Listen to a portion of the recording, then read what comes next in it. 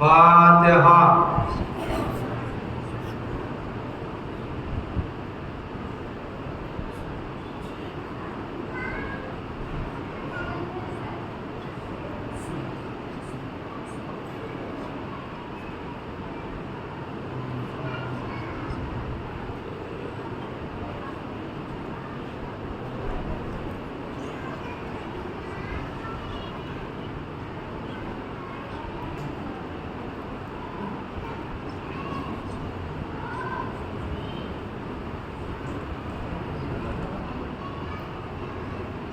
لا حول ولا قوة إلا بالله العلي العظيم. أعوذ بالله من الشيطان اللعين الرجيم. بسم الله الرحمن الرحيم. الحمد لله رب العالمين والعاقبة للمتقين والنار للعاصين والملحدين والصلاة والسلام والتحية والإكرام على نبي الرحمة وشفيع الأمة صاحب الوقار والسكينة المدفون بأرض المدينة العبد المؤيد والرسول الممدد المصطفى الأمجد المحمود الأحمد أبي القاسم محمد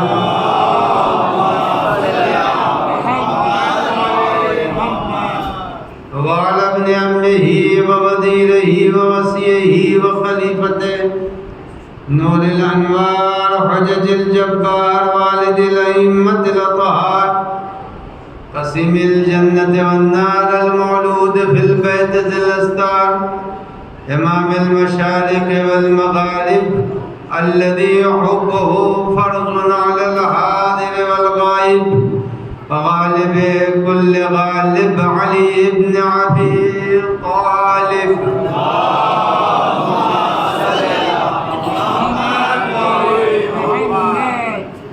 وعلى آله الطيبين الطاهرين المعصومين المنتجبين المخاطبين لا سيما على بقية الله الأعظم حجة بن الحسن المهدي.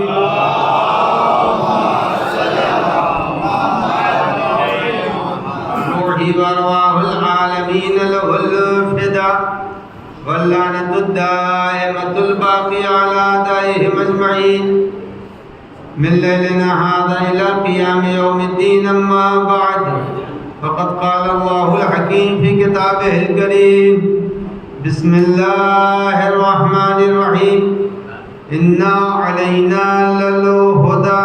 صلوات محمد.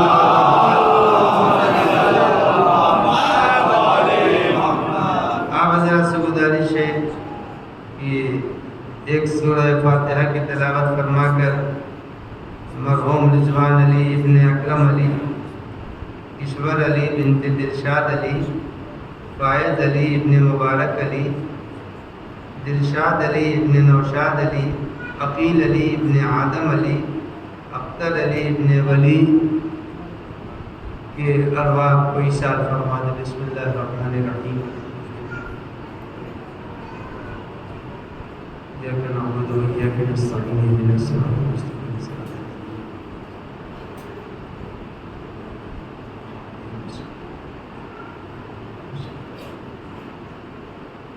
ایک صلوات پڑھ دے محمد وعلی محمد.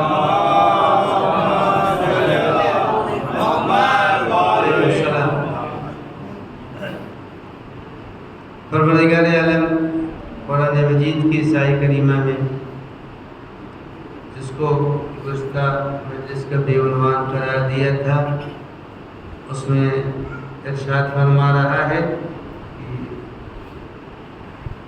تمہاری ہدایت کی ذمہ داری ہمارے اوپر ہے. ہم تمہارے لیے ہدایت کے سامان و اسباب فراہم کریں گے. انسان اور حیوان میں بنیادی فرق یہی ہے کہ حیوان کو پروردگار عالم نے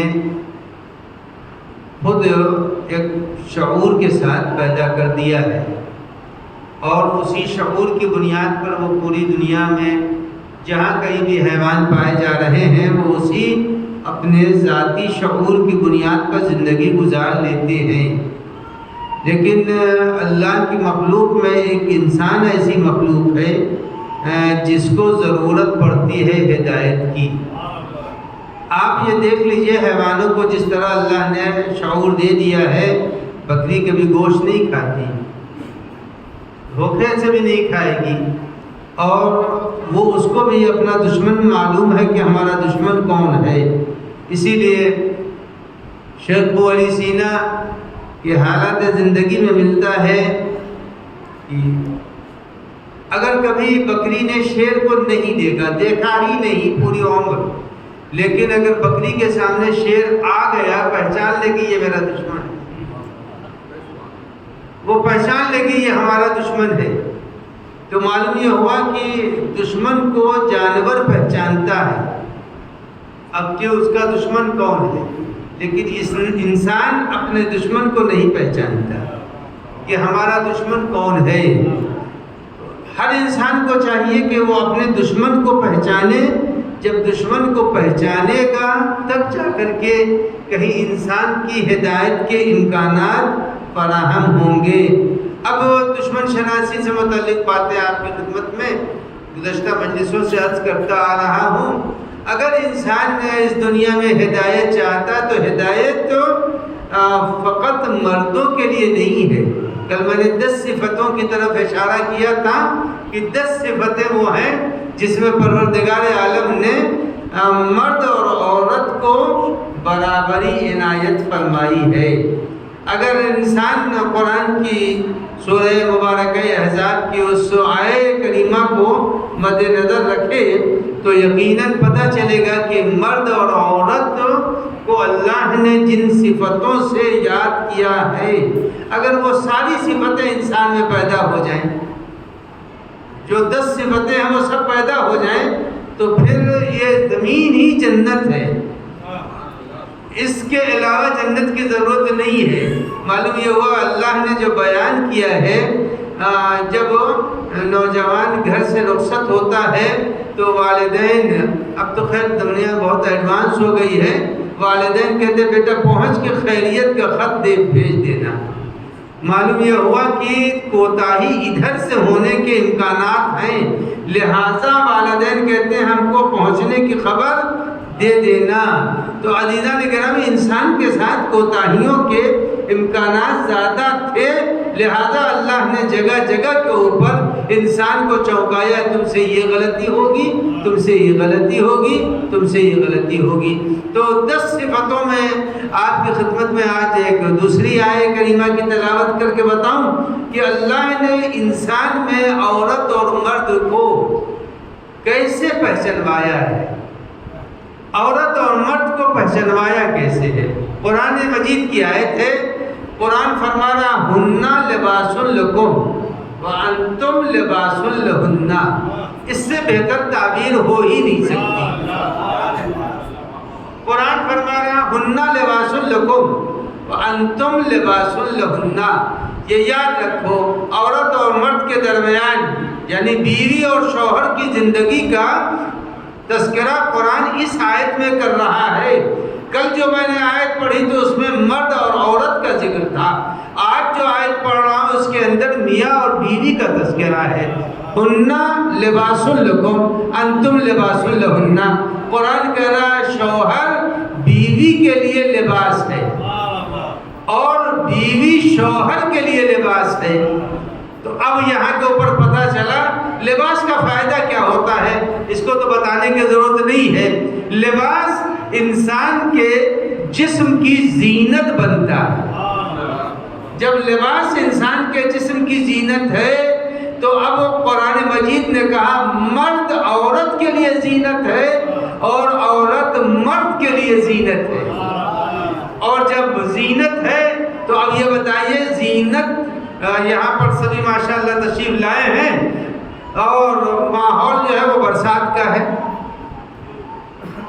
جگہ جگہ کے اوپر کہیں گڈھے بھی ہیں اور کہیں سڑک کے اوپر پانی بھی ہے، کہیں چھینٹ کے امکانات بھی ہے، تو جب لباس پہن کے آیا ہے تو کوشش یہ کرتا ہے کہ لباس پر چھینٹ نہ پڑنے پائے.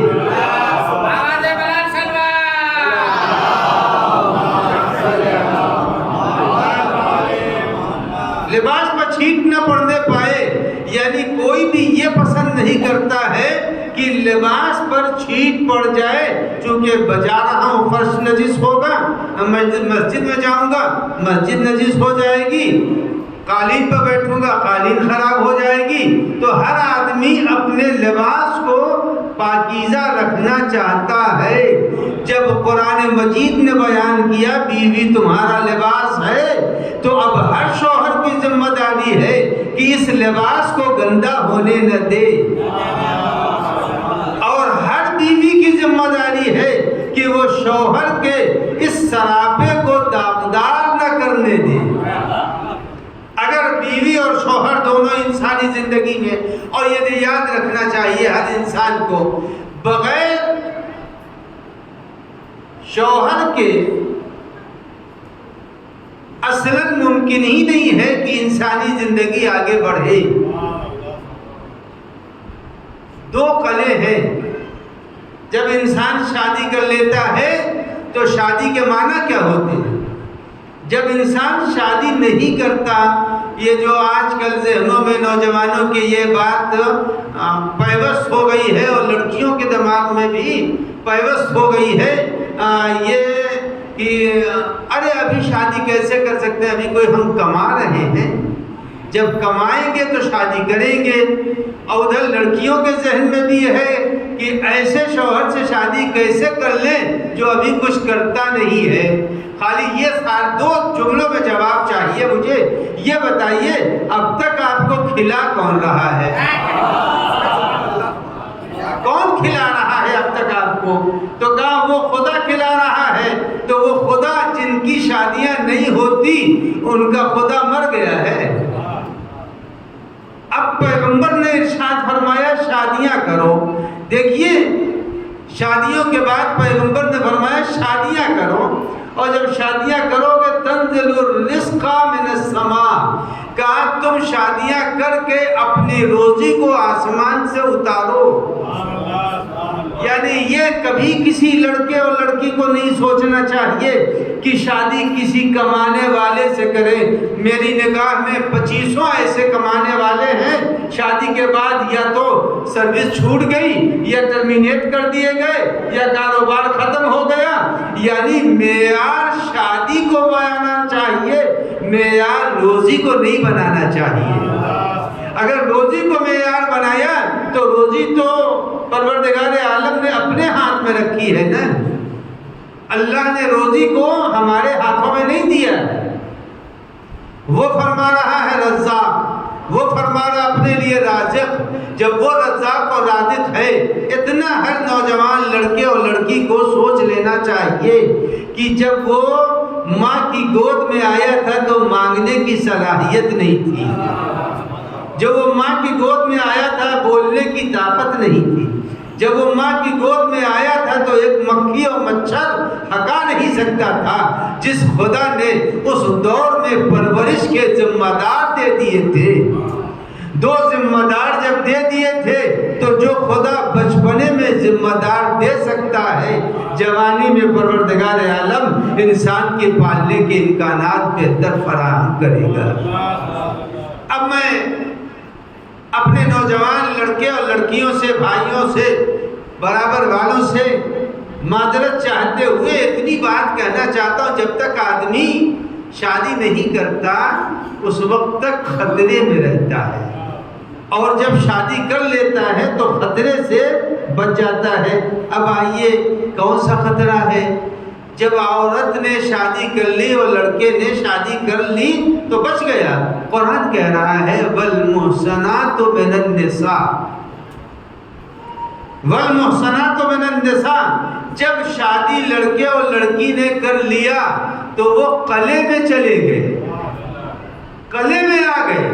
جب قلعے میں آ گئے تو یاد رکھیے جو شخص قلعے میں ہوتا ہے تو قلعے کے اندر آنے والے پر کوئی جلدی حملہ نہیں کر سکتا ہے۔ کہا جب تک کہ لڑکے اور لڑکیاں شادی نہیں کرتے اس وقت تک ان پر حملے کے امکانات اور بھاگنے کے امکانات زیادہ ہیں، لیکن شادی کے بعد امکانات گھٹ جاتے ہیں۔ اب میں آپ کے سامنے قرآن کی ایک دوسری آیت پڑھ رہا ہوں، اور جن کی شادیاں نہیں ہوتی، علیکم السلام، جن کی شادیاں نہیں ہوتی ان کی حیثیت پہچانوا دوں۔ اب نوجوانوں کے لیے جو چاہوں کہہ دوں، اس لیے کہ قرآن مجید بیان کر رہا ہے۔ قرآن فرماتا ہے من آیاتہ ان خلق لکم من انفسکم ازواجا لتسکنوا الیہا، میں نے تمہارے لیے تمہاری بیویاں پیدا کی ہیں۔ اب یہ بتائیے پروردگار عالم نے آکسیجن پیدا کیا یا نہیں کیا؟ جب آکسیجن پیدا کیا ہے تو ہم کو آکسیجن کا فائدہ پہنچ رہا ہے یا نہیں پہنچ رہا؟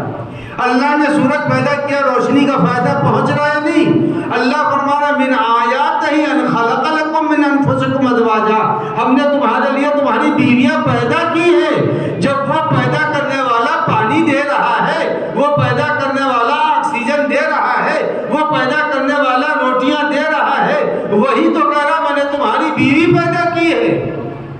جب بیویاں تمہاری پیدا کی ہیں تو اب معلوم یہ ہوا کہ اگر لا کر کے آپ نے دیکھا چھوٹے چھوٹے بچوں کے سامنے ماں نے کھانا رکھا، اب بچے نے پوری کی پورے پیالے کی دال کو انڈیل دیا، روٹی کو پھینک دیا۔ ابھی 1.5 برس کا بچہ ہے، اس کو کچھ نہیں معلوم اس کھانے کی عظمت کیا ہے، اس نے ادھر ادھر کر کے کھانے کو ضائع برباد کر دیا، چائے پی رہے تھے گرا دیا۔ اب بچے کو برا کہا جائے گا، یہ بچے نے کھانا ضائع کر دیا۔ عزیزان گرامی، جو جوانی میں شادی نہیں کر رہے ہیں روزی کی وجہ سے، تو پروردگار عالم نے جس بیوی کو بنایا تھا اس نے اپنے حق کو ضائع کر دیا۔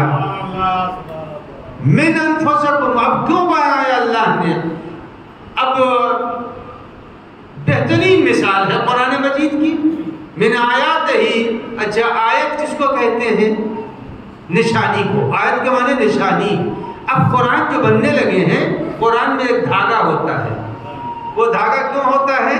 تاکہ جہاں تک پڑھا ہے وہاں تک نشان رہ جائے، یعنی نشانی اس لیے بنائی جاتی ہے۔ ہم لوگوں کے زمانے میں تو دھاگا آگا ہوتا نہیں تھا، کاغذ کی بنا کے رکھ لیتے تھے نشانیاں قرآن کے درمیان میں، تو نشانی کے ذریعے سے آدمی کو پتہ چلتا ہے کہاں سے چلے تھے کہاں تک پہنچے ہیں۔ یہ ہے نشانی کا فائدہ۔ جب یہ نشانی کا فائدہ ہے تو اب قرآن کہتا ہے من آیات ہی، ہماری نشانیوں میں سے ایک نشانی یہ ہے کہ میں نے تم کو تمہاری بیوی دی ہے۔ جب بیوی دی کیوں دی ہے؟ لتسکنوا الیہا، تاکہ تم کو بیوی کے ذریعے سے سکون ملے۔ اب یہ عربی کی لفظ ہے مگر اس کے معنی ہے، اردو میں بولا تو جاتا ہے لیکن سکون کے معنی ہے۔ سکون کس کو کہتے ہیں؟ سکون کہتے کس کو ہے؟ جو بہت زیادہ ہمارے ہاں اردو میں بولا جاتا ہے، سکون کے معنی ہوتے ہیں۔ اب سارے بزرگوں سے معذرت خواہ ہوتے ہوئے چلے جائیے کہیں دریا کے کنارے۔ دریا کے کنارے جب جائیں گے تو کشتی کو جب لا کے ملاح کنارے پر لگاتا ہے تو لوہا ایک ہوتا ہے چنگل کی طرح سے جس میں رسے لگے رہتے ہیں، لا کے وہ ریت کے اوپر اس لوہے کو رکھ دیتا ہے۔ اب اس کا فائدہ یہ ہوتا ہے کشتی ہلتی ہے مگر بہکتی نہیں ہے۔ کشتی ہلے گی ضرور مگر بہکے گی نہیں۔ عزیزان گرامی، قرآن یہی تو کہہ رہا ہے شادی کر لو۔ جوانی میں شادی کرنے کے معنی یہ ہے تو جیسے کشتی ہلتی تو ہے لیکن بہکتی نہیں ہے، ویسے ہی شادی کر کے ہلتے تو رہو گے مگر بہکو گے نہیں۔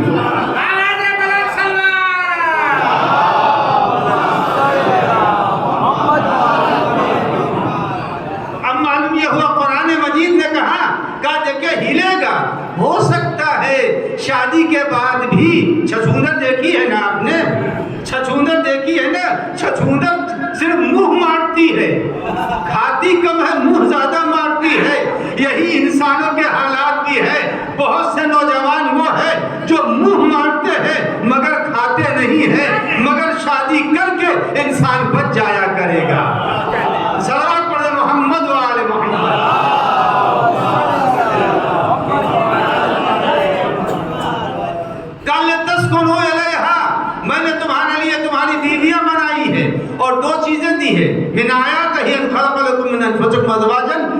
لتسكنوا عليها وجعل بينكم مودة ورحمة، اور ہم نے شوہر اور بیوی کے درمیان دو رشتے بنائے ہیں، ایک مودت کا رشتہ ہے اور ایک رحمت کا رشتہ ہے۔ یہ دونوں رشتے ہیں، ان دونوں رشتوں کا احترام ضروری ہے۔ مودت اور رحمت، بارش رحمت ہے نہیں ہے، ہے رحمت، یعنی بارش یہ نہیں دیکھتی کہ میں گٹر پر برس رہی ہوں یا میں کہیں گلزار میں برس رہی ہوں، پھول پر برس رہی ہے یا گندگی پر برس رہی ہے، وہ یہ نہیں دیکھتی۔ اب قرآن مجید کہتا ہے شوہر کے لیے رحمت بننا چاہیے، یعنی کبھی ہو سکتا ہے بیوی سے خطا ہو جائے، جب خطا ہو جائے تو تم بارش کے پانی کی طرح سے یہ نہ دیکھنا اس ایک غلطی کے اوپر اس کو سزا دینا، بلکہ تمہارا فریضہ یہ ہے جیسے بارش پھول پر بھی برستی ہے اور گندگی پر بھی برستی ہے، کبھی اچھائیوں پر تعریف بھی کرنا، اور جب کبھی غلطی ہو جائے تو غلطی کو نظر انداز بھی کر دینا۔ یہ ہے رحمت۔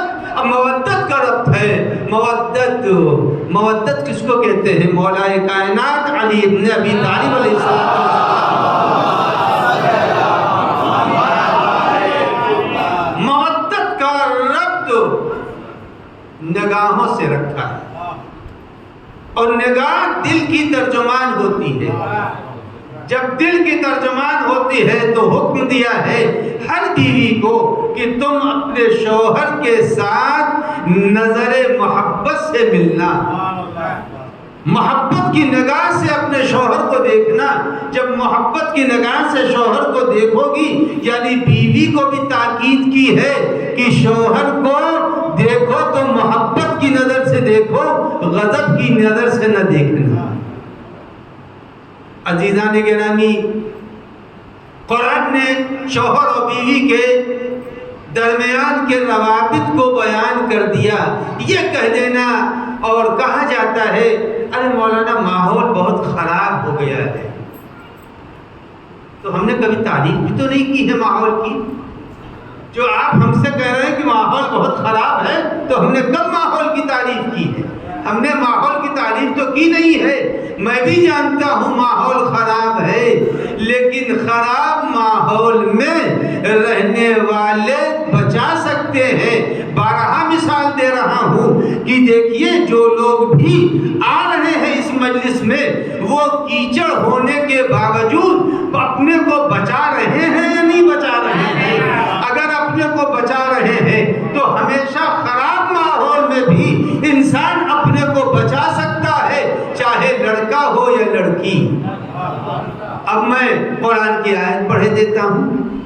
قرآن یہ کہہ رہا ہے، یہ بتائیے آپ سب نے سنا ہے 3 طرح کے حالات زندگی میں آئیں گے۔ ہر لڑکی کی زندگی میں 3 طرح کے حالات آئیں گے۔ قرآن کہتا ہے اس سے اس کو بچنا چاہیے۔ کیسے بچے گی؟ اب یہ بتائیے سب سے اچھا دنیا کے اندر انسان کون ہے؟ جو خدا کو مانتا ہو، وہ سب سے اچھا انسان ہے۔ اور سب سے برا انسان وہ ہے جو خود اپنے ہی کو خدا کہنے لگے۔ جو اپنے کو خدا کہنے لگے سب سے برا انسان وہی ہے۔ یہ بتائیے فرعون اچھا تھا یا برا؟ اس نے اپنے کو خدا کہا یا نہیں کہا؟ جب اپنے کو خدا کہا، اب ماحول کا شکوہ کوئی نہیں کر سکتا ہے۔ قرآن مجید کہتا ہے فرعون کی بیوی کا نام تھا جناب آسیہ۔ آسیہ فرعون کی بیوی۔ اب بتائیے جس کی بیوی ہے وہ کیسا ہے؟ اپنے کو خدا کہہ رہا ہے، اپنے کو موسیٰ کی نبوت کا انکار کر رہا ہے، جناب موسیٰ کو دشمن سمجھ رہا ہے۔ لیکن قرآن نے جناب آسیہ کے دل کی آواز کو آیت بنا کے پیش کر دیا۔ قرآن مجید کہہ رہا ہے جناب آسیہ نے اپنے رب کو پکارا، رب نجنی من فرعون، اے پالنے والے مجھ کو فرعون اور فرعون کے عمل اور ظالم قوموں سے نجات دے دے۔ تو انہوں نے مطالبہ کیا ہم کو نجات دے دے۔ کس سے نجات دے؟ فرعون سے نجات دے۔ یہ اپنے کو خدا کہہ رہا ہے۔ جناب آسیہ نے کہا رب، معلوم ہوا آسیہ مومنہ تھی، رب نہ پکارتی، رب کہہ کے کہا، یعنی اللہ کے کو رب مانا کا رب، یہ بھی مانا کہ خدا قادر ہے لہذا بچا لے گا مجھے، ورنہ جس سے آج تک کسی نے 2 برس کے بچے سے کہا ہے بیٹا میری مدد کر دو، کسی نے کہا 2 برس کے بچے سے، اس لیے معلوم وہ مدد کر ہی نہیں سکتا، خود محتاج ہے، لیکن جناب آسیہ کرے رب اے میرے پالنے والے میری مدد کر دے، مجھے بچا لے فرعون سے۔ ماحول کتنا خراب ہے، پورے قصر فرعون اور اس کے پیلس کا ماحول اتنا خراب ہے، سب اس کے سامنے سجدہ کر رہے ہیں، مگر ایک عورت ہے جو بچا رہی ہے۔ جب بچا رہی ہے، جو اتنی بھی لڑکیاں ہیں جو اس وقت میری تقریر کو سن رہی ہیں یا بعد میں سنیں گی، اب یہ بتائیے آج بھی ماحول ایسا ہی ہے، آج کا ماحول بھی ایسا ہی ہے، اور دشمن کی سازش بھی یہی ہے کہ لڑکیوں کو بہکایا جائے۔ جب لڑکیوں کو بہکانے کی پوری سازش ہے، ساری باتیں کہنے کی ضرورت نہیں، سب کے سمجھ میں آ رہی ہے بات عزیزان گرامی، مگر اس ماحول سے بچا کیسے جائے گا جب آدمی کا عقیدہ ربوبیت توحید مضبوط ہوگی تو پھر کبھی انسان بہکے گا نہیں، اور جب تک عقیدہ مضبوط نہیں ہوگا، دیکھیے جو درخت کمزور ہوتا ہے اس کی شاخوں کو ہلایا جا سکتا ہے، لیکن جس درخت کا تنا موٹا ہو جاتا ہے ہلانے والے خود مجبور ہو جائیں گے، مگر درخت کبھی بھی ہل نہیں سکتا ہے، بڑے بڑے درختوں کو کوئی ہلا نہیں سکتا ہے۔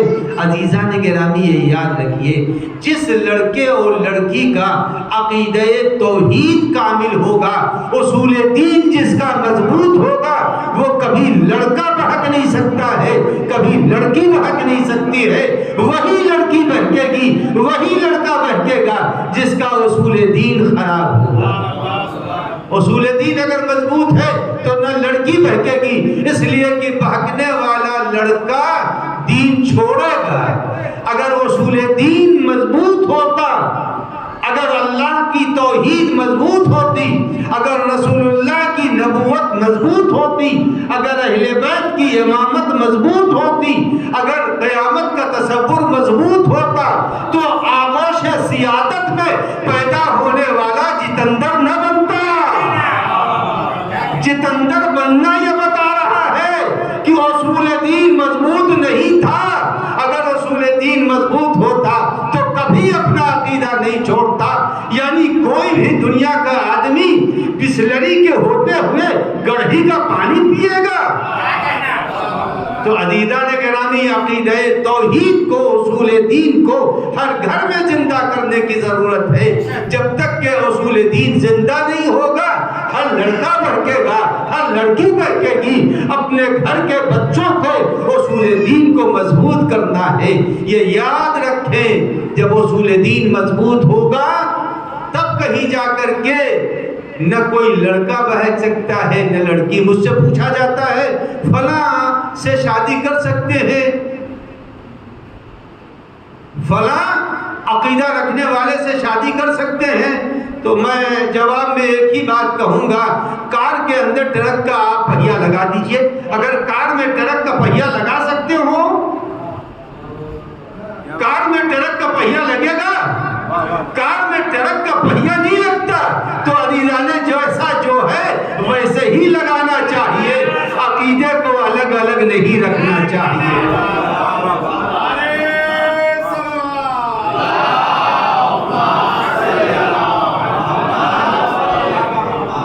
عزیزان گرامی، انسان کو سوچنا چاہیے۔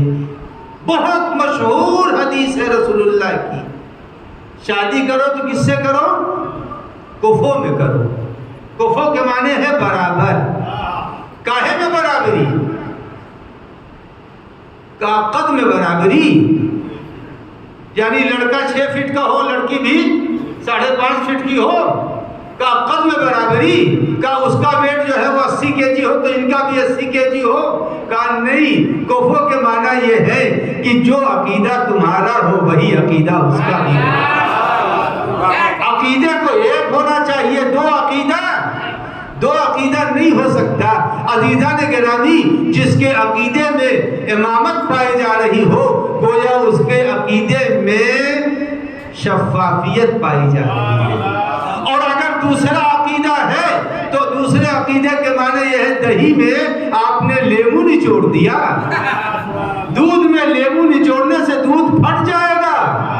تو یہ یاد رکھیے, جن کا عقیدہ چہارتا معصومین ہے ان کے گھر کا نہ لڑکا شادی کرنا چاہیے نہ لڑکی کو شادی کرنا چاہیے, اس لیے کہ جن کا اصول دین صحیح ہوگا ان کے گھر میں کبھی دوسرے عقیدے کے لوگ نہیں آئیں گے.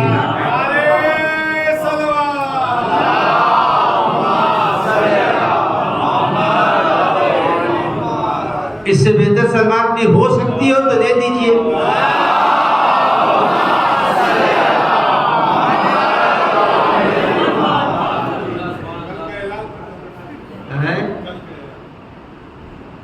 جناب مسکین صاحب کا یہ فرمان ہے کہ کل کی مجلس 7:45 بجے شروع ہوگی اور اس کی وجہ بھی وہ نہیں بتا رہا ہے, میں بتا رہا ہوں آپ کو, چونکہ مجلس کے بعد بلا فاصلہ مجھ کو یہاں سے روانہ ہونا ہے اور اس مجبوری کی بنیاد پر کل کی مجلس صرف 7:45 بجے شروع ہوگی اور 8:45 بجے مجلس ختم ہو جائے گی. چونکہ بلا فاصلہ میں یہیں سے مسکین صاحب ہم کو رخصت کر دیں گے, لہذا عزیزان گرامی کل کی مجلس کے لیے آپ حضرات ذہن کو آمادہ رکھیے گا کہ مجلس کل 7:45 بجے شروع ہو جائے گی. ایک صلوات پڑھ دیں محمد وعلی محمد.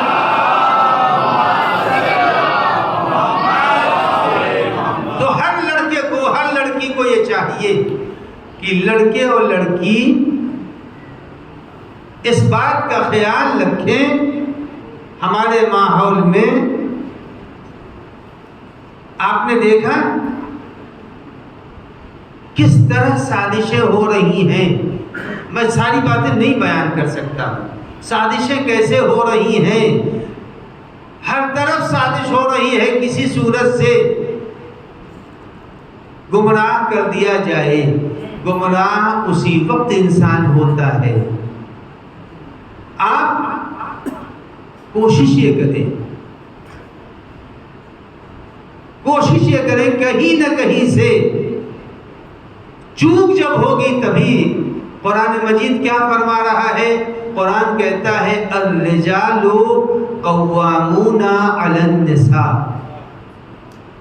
قرآن کہہ رہا ہے الرجال قوامون علی النساء, مرد عورت کا محافظ ہے. اور جب کوتاہی ہوئی, ایک مرتبہ کوتاہی ہوئی, کہاں ہوئی؟ پیغمبر نے جنگ احد میں لوگوں کو لا کر بٹھلا دیا تھا, یہاں سے ہٹنا مت, اگر ہٹو گے تو کام خراب ہو جائے گا. عزیزان گرامی, جہاں جہاں پیغمبر نے بٹھلایا تھا وہاں سے ہٹ گئے. جب ہٹ گئے تو نتیجہ کیا ہوا؟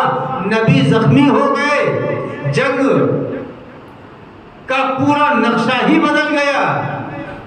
وہ جگہ اللہ آپ سب کو لے جائے جہاں کے اوپر نبی اکرم چھپے تھے, امیر المومنین نے یہاں پہنچایا تھا. تو جب محافظ جگہ چھوڑتا ہے تب خطرہ پیدا ہو جاتا ہے. اے عزیزان گرامی, ہر مرد کو چاہیے الرجال قوامون علی النساء, ہر مرد اپنی بیوی کا محافظ ہے. جب محافظ کو کوتاہی کرے گا تو وہاں کے اوپر حملہ کہاں سے ہوا؟ جب محافظ نے جگہ چھوڑا تو حملہ ہوا, نبی زخمی ہو گئے. آج بھی حملہ آور, اب ایڈوانس دنیا ہو گئی ہے, لیزر سے آپریشن ہو رہا ہے نہیں ہو رہا, لیزر سے آپریشن ہو رہا ہے. آج بھی لیزر سسٹم سے اگر دنیا آپریشن کی طرف بڑھ رہی ہے اور کسی کے ملک کے سسٹم کو کوئی ہینگ کر لے رہا ہے اور اس کو کرپٹ کر دے رہا ہے، آپ آج اپنے موبائل کے اندر اینٹی وائرس لگا رہے ہیں، اینٹی وائرس لگا رہے ہیں۔ کیوں لگا رہے ہیں؟ آنے دیجئے وائرس کہ نہیں ہمارا سسٹم کرپٹ ہو جائے گا۔ یعنی آپ اپنے بے جان موبائل کے سسٹم کو زندہ رکھنے کے لیے اینٹی وائرس لگا رہے ہیں، اور جاندار بیٹی اور بہنوں کی حفاظت کے لیے کوئی اینٹی وائرس نہیں ہے۔ تو عزیزان گرامی، یہاں بھی اینٹی وائرس لانا پڑے گا۔ اور اینٹی وائرس کیا ہے؟ یہ آج ہر لڑکی کے ہاتھ میں ایک ایسا سسٹم آ گیا ہے، ایک ایسا موبائل سسٹم آ گیا ہے عزیزان گرامی، ہر لڑکی کو چاہیے وقت کی آسیہ بن جائے۔ اگر وقت کی آسیہ بن جائے گی تو کوئی بھی گمراہ نہیں کر سکتا ہے، اس لیے کہ پورے قصر فرعون کے اندر سارے کے سارے فرعون کو خدا مان رہے تھے، مگر ایک نے اپنے کو بچا لیا۔ آج تو ہمارے لیے 14 بچانے والے موجود ہیں۔ جب 14 بچانے والے ہیں، کوئی لڑکی بھی گمراہ نہیں ہو سکتی ہے، کوئی لڑکا بھی برباد نہیں ہو سکتا۔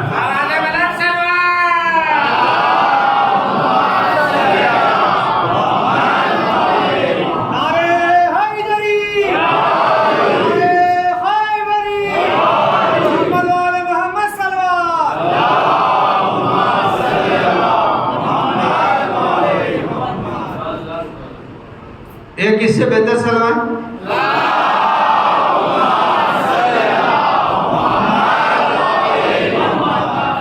اور یہ جتنے جوان ہیں زحمت نہ ہو تو ذرا ذرا آگے آ جائیں، تاکہ وہ پیچھے مومنین جو ہے وہ راستے میں بیٹھ گئے ہیں، ذرا ذرا یہ نوجوان آگے آ جائیں۔ بیٹھے رہے، آپ کو بیٹھے رہے، یہ لڑکے اتر کے ادھر ادھر آ جائیں بس۔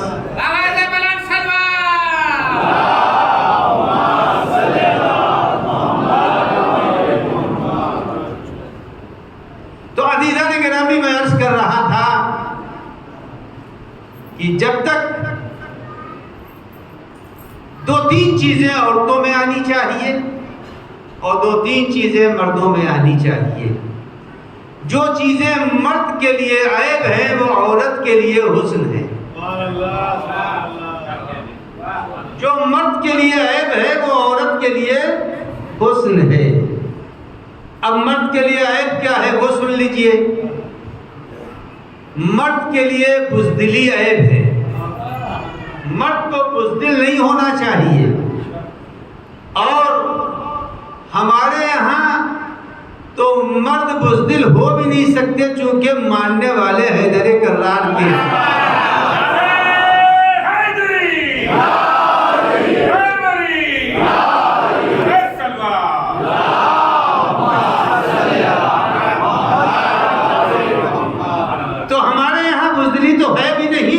چونکہ ماننے والے ان کے جن کے یہاں بزدلی ہے، ان کے ماننے والے جو چاہے سو کرے، ہم کو اس سے کیا سروکار ہے۔ لیکن مرد کے لیے بزدلی عیب ہے۔ مرد کا دوسرا عیب ہے کنجوس ہونا۔ مرد کو کنجوس نہیں ہونا چاہیے، سخی ہونا چاہیے۔ مرد کو کنجوس نہیں ہونا چاہیے، مرد کو سخی ہونا چاہیے۔ تو مرد میں 2 عیب ہے، ایک مرد کا بزدل ہونا اور مرد کا کنجوس ہونا۔ 7 چیزیں ہیں، میں 7 تو نہیں بتاؤں گا۔ اب آئیے، عورت کا بہادر ہونا عیب ہے، مرد کا بزدل ہونا عیب ہے، عورت کا بہادر ہونا عیب ہے۔ عورت کو بہادر نہیں ہونا چاہیے۔ جب عورت کو بہادر ہونا نہیں چاہیے، عورت کا عیب ہے بہادر ہونا۔ اب تاریخ میں اگر کوئی بہادر عورت دکھائی دے رہی ہے،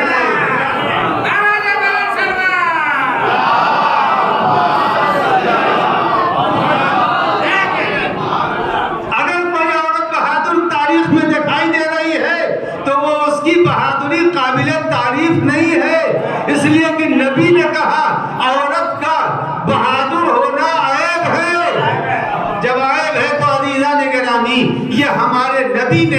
اور ان کے چاہنے والے اولاد طاہرین نے ہم کو بتایا عورت کو بزدل ہونا چاہیے، اور جب تک عورت بزدل ہوگی تو نتیجہ یہ ہوگا کسی بھی مرد سے ملنے سے پہلے ایک خوف اس کی طبیعت میں پیدا ہوگا، اور جب خوف پیدا ہوگا تو اجنبی میں ہمت نہیں ہوگی کہ وہ اس سے ملاقات کر سکے۔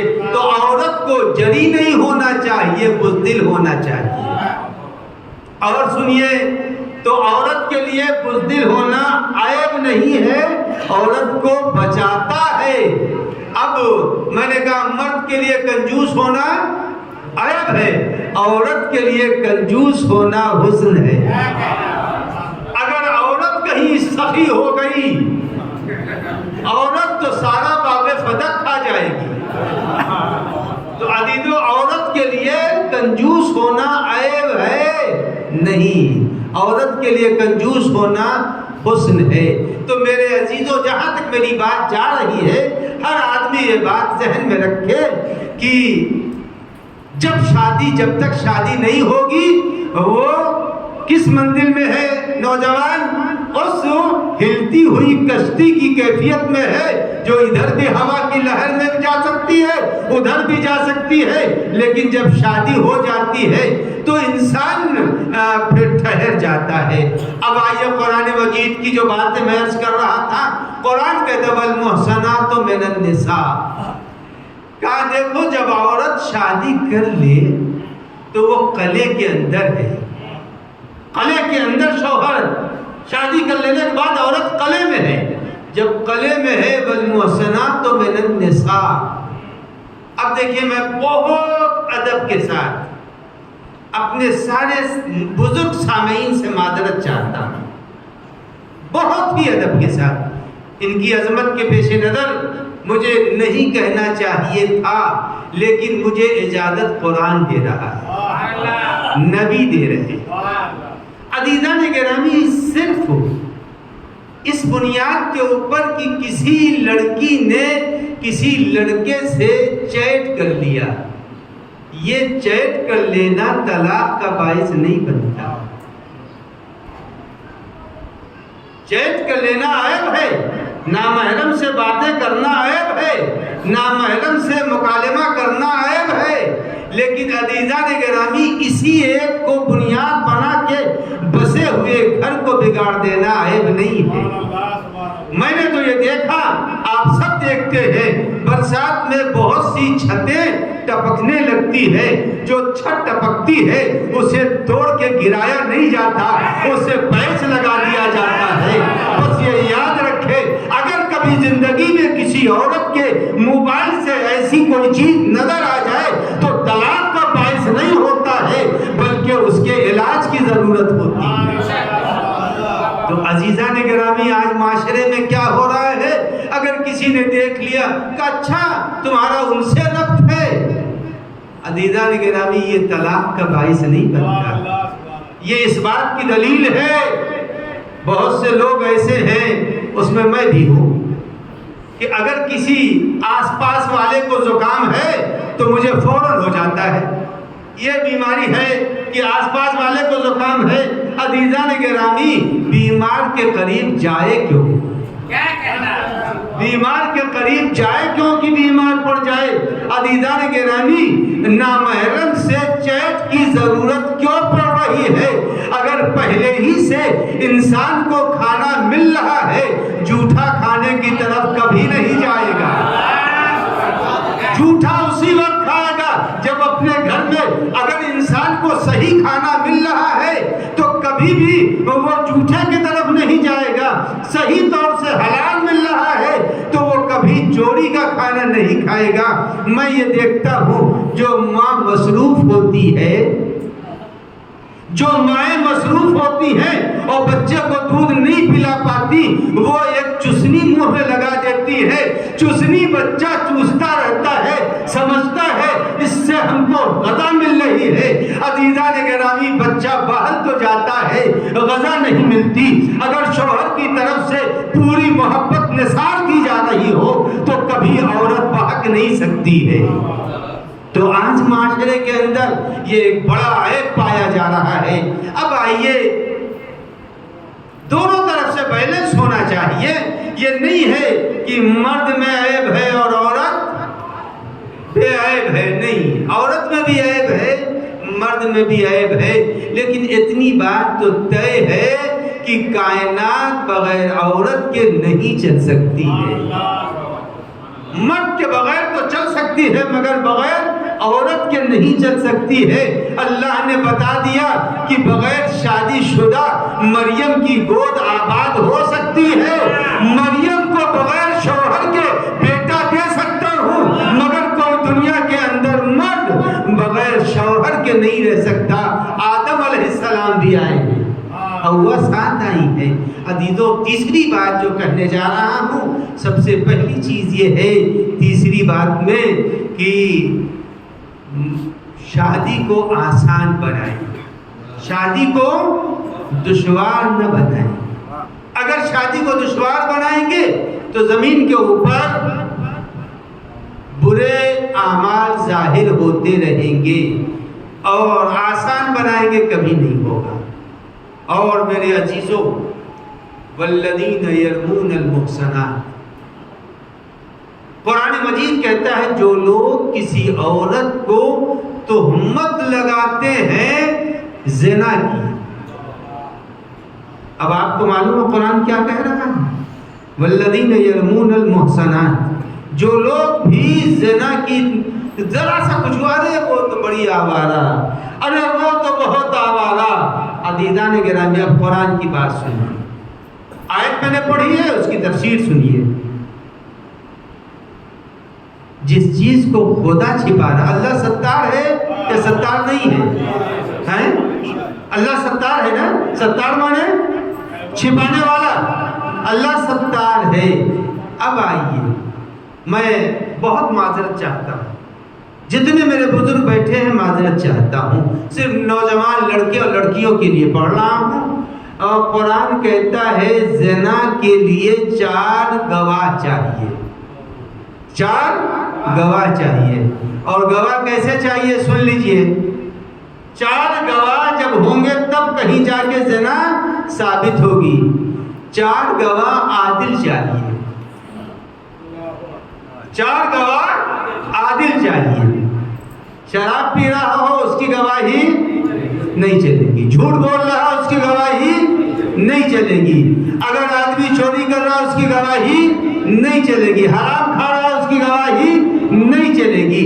کہا زنا کی گواہی 4 عادل کے ذریعے سے ہوگی، 4 عادل گواہی دیں گے۔ اچھا، اب میں بہت ہی ادب کے ساتھ، مگر گواہ کو گواہی دینی ہے تو کیسے گواہی دے؟ جلدی سے میں ایک لفظ کہہ کے آگے بڑھ رہا ہوں۔ 4 گواہ عادل ہونا چاہیے۔ جہاں تک میری آواز جا رہی ہے، عورت مرد اتفاق سے سب بہت ہی توجہ سے بات سن رہے ہیں، لہذا سمجھ میں آیا کہ بات ذہنوں تک پہنچ رہی ہے۔ کون گواہی دے گا؟ 4۔ 2 آدمی کی گواہی نہیں چلے گی، 3 کی گواہی نہیں چلے گی، 1 کی گواہی کہا ہوا نہیں مانا جائے گا۔ اچھا، 4 گواہی دیں۔ کیسے گواہی دیں عادل؟ جیسے سرمدانی اور سلائی ہوتی ہے، ادب کے ساتھ کا اس طرح سے گواہی مانی جائے گی۔ گواہی دینے والا گواہی دے اس طرح سے، جب گواہی دے گا تب اس کی گواہی مانی جائے گی۔ اب اللہ کیا چاہتا ہے سن لو میرے عزیزو، پروردگار عالم کہتا ہے گواہ کو ایسے گواہی دینا چاہیے۔ یہ بتائیے جو عادل ہوگا ایسے منظر کو آنکھوں سے دیکھے گا؟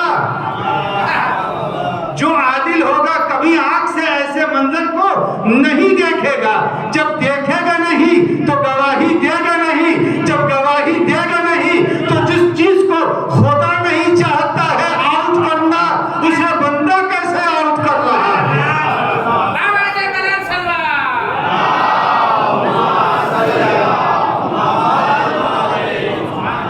خدا نہیں چاہتا کہ زمین کے اوپر یہ گناہ آؤٹ ہو جائے، یہ عام ہو جائے۔ جس گناہ کو خدا نہیں چاہتا ہے کتنی جرأت ہو گئی ہے. اللہ تو عالم ہے، اللہ عالم ہے. اسی لیے قیامت کے لیے امام جعفر صادق علیہ السلام نے فرمایا،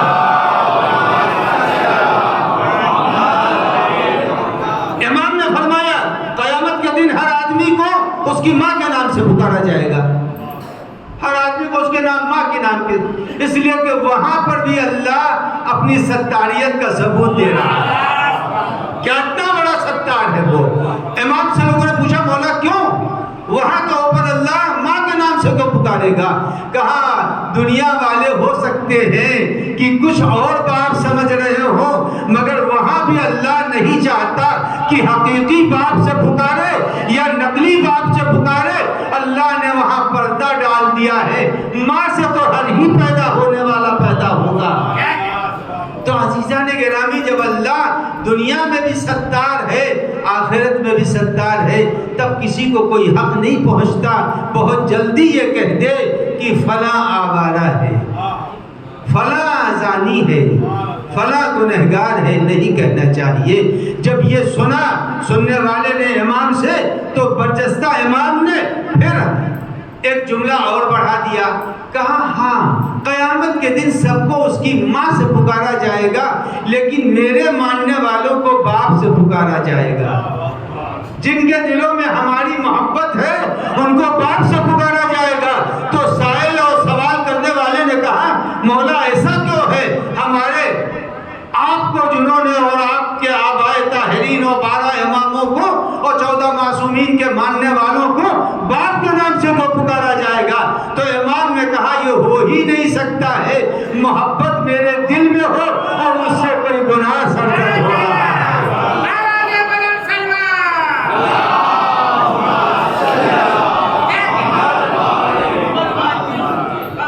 ایک اس سے بہتر صلوات.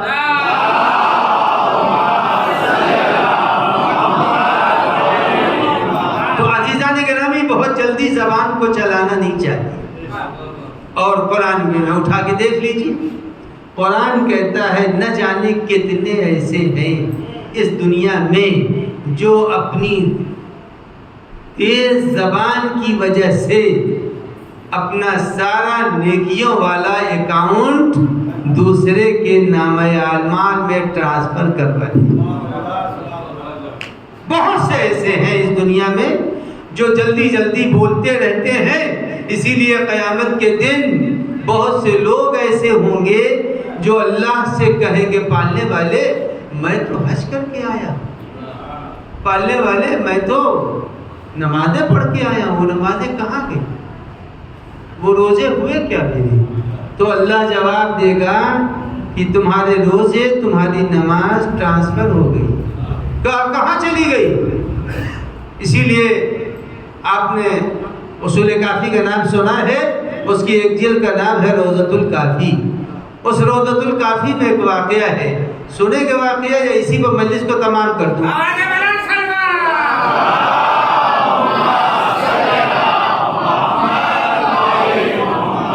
نہیں، یہ تو 2-4 آدمی آگے والے سلوات بھیج رہے ہیں.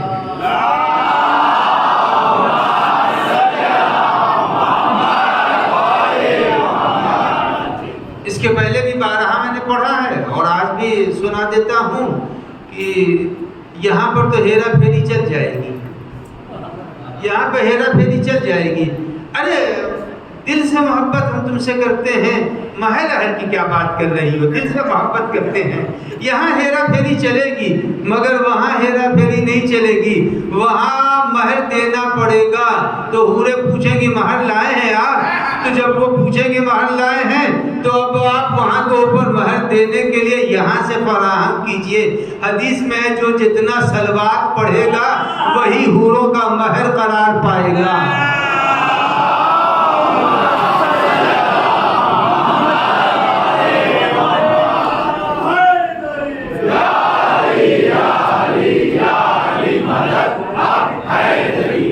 ایک اور سے مل جل کے صلوات بھیجتے محمد والے محمد.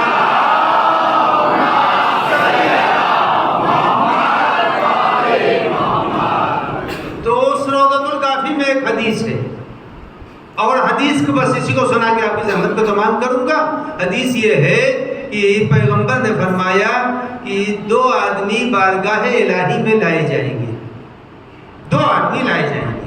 ایک آدمی شکایت کرے گا اللہ سے کہ پالنے والے اس نے ہم پر ظلم کیا ہے، ہمارا اور اس کا انصاف چاہیے، ہمارے درمیان فیصلہ آج کر دے. تو پروردگار عالم کی طرف سے جواب آئے گا، وہاں خدا دکھائی تو دے گا نہیں، جواب الہی آئے گا کہ ہاں اس نے تم پر ظلم کیا ہے، آج فیصلہ ہوگا. تو جب فیصلے کی بات آئے گی تو وہ کہے گا پالنے والے آج میں اس کے اوپر کیے ہوئے ظلم کا کیسے آج بدلہ دوں. تو خطاب الہی ہوگا، اچھا آج تو تم کچھ کر نہیں سکتے، ایسا ہے اس کے گناہ کو تم لے لو، اپنی نیکیوں کو اس کو دے دو. یعنی یہاں پر اگر انسان کی زبان بہت چلتی ہے تو جتنی نیکیاں کی ہے سب وہاں ٹرانسفر ہو جائے گی اسی کے نام میں. اب عزیزو آخری جملہ ہے، یہ آخری جملہ ہے. دنیا میں جس کو ہم دشمن اپنا سمجھتے ہیں، قیامت میں اسی کو ہماری نیکیاں منتقل ہوں گی.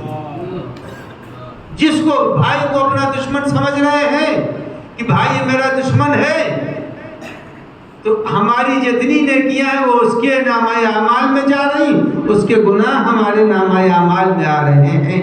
تو انسان کو کوشش یہ کرنا چاہیے کہ وہ دنیا میں ہدایت کے راستوں کو اختیار کرے. اور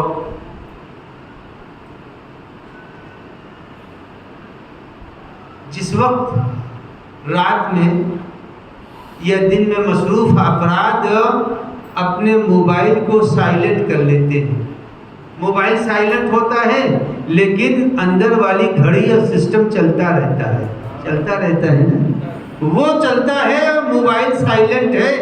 عزیزان گرامی، انسان کو بھی چاہیے انسان سائلنٹ رہے، اور سائلنٹ جب رہے گا تو اس وقت تک فرشتہ نیکی لکھتا رہتا ہے جب تک آدمی چپ رہتا ہے.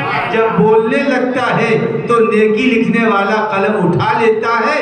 اب جو بول رہا ہے وہی لکھے گا. ہر آدمی کو چاہیے بولے کم چپ رہے زیادہ، تب ہدایت اس کو مل جائے گی. بس عزیزان گرامی، بات کو میں نے تمام کیا. پھر ایک مرتبہ اعلان سن لیں، ربط مسائب اور آپ کی زحمت تمام.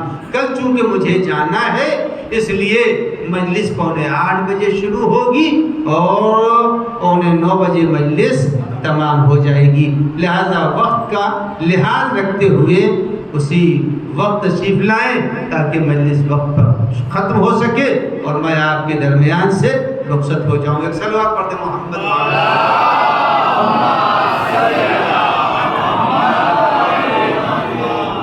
عزیزان گرامی، آج شب جمعہ ہے، اور جب شب جمعہ ہے تو ایک قافلہ جو قید خانہ شام میں ہے، قید خانہ شام میں ایک قافلہ ہے جس قافلے میں ایک ننھی سی بچی بھی ہے. وہ ننھی سی بچی اپنی پھوپھی سے پوچھتی ہے ایک شام کو، اے پھوپھی اماں یہ پرندے کہاں جا رہے ہیں؟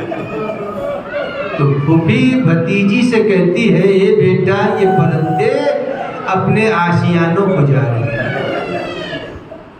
تو برجستہ کہتی ہے پھوپھی اماں تو یہ بتائیے ہم اپنے گھروں کو کب جائیں گے؟ عزیزوں، پھوپھی اور بھتیجی کی گفتگو ہو رہی ہے. ایک شخص وہاں سے گزر رہا ہے، اس نے اس زندان کے قیدیوں کی بے کسی دیکھی، پھوپھی اور بھتیجے کی شاید گفتگو سنی. آیا شب جمعہ ہے، آیا اور اپنی بیوی سے کہتا ہے اے بیوی تم تو ہر شب جمعہ نذر کا اہتمام کرتی ہو، آج کی نذر کا کھانا لے کے ہم قید خانہ شام میں جائیں گے. کہا کیا ہوا؟ کہا کچھ قیدی اس قید خانے میں ہے، ان کی بے کسی دیکھی نہیں جاتی ہے؟ اے بیوی آج نذر کا کھانا پکانا، ہم دونوں قیدیوں کو، ہم چلیں گے دونوں قیدیوں کو کھلائیں گے۔ نذر کا اہتمام کیا۔ جب نذر کا اہتمام کر چکی تو بیوی شوہر کے ساتھ چلتی ہے، شوہر خان کو سر پر رکھتا ہے اور قید خانے شام میں پہنچا۔ جب قید خانے شام میں پہنچا تو زندان کے محافظ سے کہا ذرا تالا کھول دو، اس لیے کہ کچھ قیدیوں کے لیے کھانا لایا ہوں۔ عزیزان گرامی، زندان کے محافظ نے کھانا کھولا، دروازہ کھولا، خان لے کے بیوی اندر گئی، شوہر باہر کھڑا ہے۔ شوہر باہر کھڑا ہے، لے جا کے جب خان کو رکھا ہے، بچوں کے مشام میں اچھے کھانے کی خوشبو آئی، لیکن کوئی بچہ بڑھ نہ سکا۔ خان رکھا رہا، تھوڑی دیر جب گزری ہے تو لانے والی مومنہ نے پوچھا یہ بتاؤ تم قیدیوں کا سردار کون ہے؟ تو ایک بیوی نے اشارہ کیا جناب زینب کی طرف، اور جناب زینب کی طرف اشارہ کر کے کہا اس قافلے کی سردار و نگراں یہ ہے۔ سید سجاد بول نہیں سکتے ہیں، گلے میں توق ہے۔ زینب کبریٰ نے جب اس مومنہ کی بات سنی تو برجستہ کہا اے بیوی ہم صدقے کا کھانا نہیں کھاتے۔ تو اس نے ہاتھ جوڑ کے کہا اے بیوی میں صدقے کا کھانا نہیں لائی ہوں، یہ سلامتی کا کھانا ہے۔ جیسے ہی کہا سلامتی کا کھانا ہے تو جناب زینب نے پوچھا کس کی سلامتی کا کھانا ہے؟ کہا ایک وقت وہ آیا کہ میں بیمار بہت پڑی تھی، میری شفا کے لیے کوئی راستہ نہیں تھا، میرے والد لے کے مجھے گئے تھے نبی اکرم کی خدمت میں، اور فرزند نبی نے مجھے شفا دی تھی، میں اسی آقا حسین کی سلامتی کا کھانا لے کے آئی ہوں۔ جیسے ہی یہ کہا آقا حسین کی سلامتی کا کھانا لائی ہوں، جناب زینب تڑپ گئی اور مومنہ سے کہا اے بیوی نظر کو بڑھا دو، اس لیے کہ حسین نہیں رہے۔ یہ سنتا تھا اس کے تیور بدل گئے۔ کہا تم کیا کہہ رہی ہو؟ اللہ میرے آقا کو سلامت رکھے۔ جب زینب کبریٰ نے کہا ارے تمہارا آقا کربلا میں ارے 3 دن کا بھوکا پیاسا مارا گیا، ارے تم نے پہچانا نہیں، زینب میں ہوں، ارے ام کلثوم یہ ہے، یہ سکینہ حسین کی بیٹی ہے۔ سيعلم الذين ظلموا أي منقلب ينقلبون لعنة الله على القوم الظالمين۔ یا اللہ یا اللہ یا اللہ یا اللہ یا اللہ یا اللہ یا اللہ یا اللہ، مجھ سے آج بھی اور مومنین نے جو ملک کے باہر ہیں ان سب نے دعاؤں کی فرمائش کی ہے۔ کچھ بیمار ہیں، کچھ لوگ غائب ہیں، پالنے والے جہاں کہیں مومن مضطرب ہیں، یا اللہ ان سب کی مشکلات کو برطرف فرما، اور آپ حضرات سے گزارش ہے کہ 5 مرتبہ ہر صاحب درد کی مصیبت کو برطرف کرنے کے لیے اما یجیب کی تلاوت فرما دیں۔ بسم اللہ الرحمن الرحیم۔ اما یجیب المضطر اذا دعاہ ویکشف السوء، اما یجیب المضطر اذا دعاہ ویکشف السوء، اما یجیب المضطر اذا دعاہ ویکشف السوء، اما یجیب المضطر اذا دعاہ ویکشف السوء، اما یجیب المضطر اذا دعاہ ویکشف السوء۔ یا اللہ ان آیات کو بارگاہ امام عصر میں تقدیم فرما، اور پالنے والے مولا کی دعاؤں میں تمام مومنین جہاں روئے زمین پر ہیں ان سب کو شامل فرما۔ جو لوگ مزارات اہل بیت کی زیارت اور بالخصوص 40 امام کے لیے ارادہ کامل رکھتے ہیں